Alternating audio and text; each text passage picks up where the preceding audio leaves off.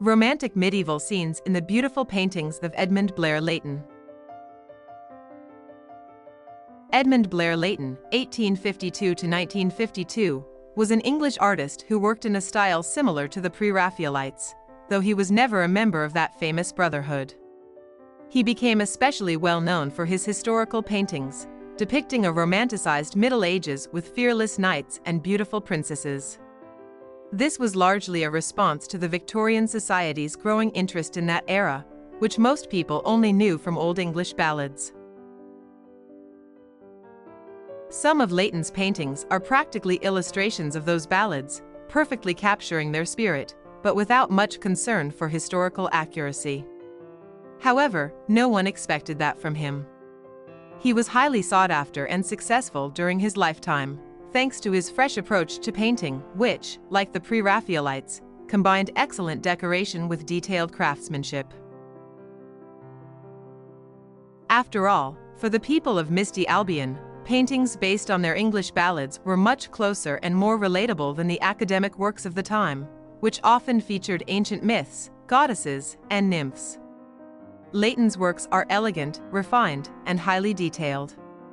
His style resembles that of Konstantin Makovsky, who loved portraying the rich, aristocratic Russia of the past, giving special attention to luxurious clothing and detailed everyday objects. But each of Leighton's paintings also tells a well-developed story, though understanding them is easier if you're familiar with the original sources that inspired him.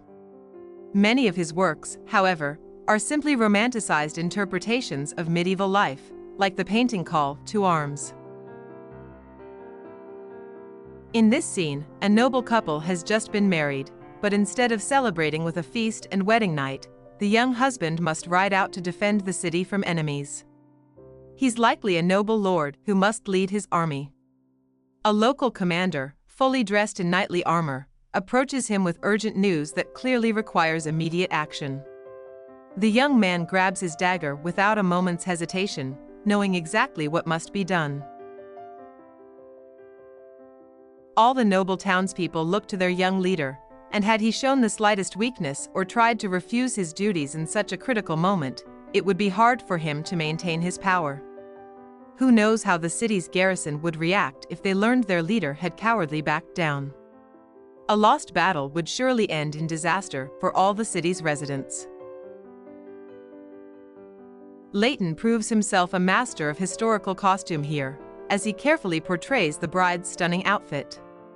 There's a luxurious white fur trim on her cloak, golden embroidery on the hem of her white dress, an airy veil, a lady's purse, and a bridal bouquet. It's unlikely a medieval bride had such accessories, but Leighton brought the characters closer to his own time to make them more relatable to viewers. His paintings are like scenes from an expensive Hollywood fairy tale, where decorative elements matter more than historical truth. But who said art must always be truthful? It's enough that it's simply beautiful.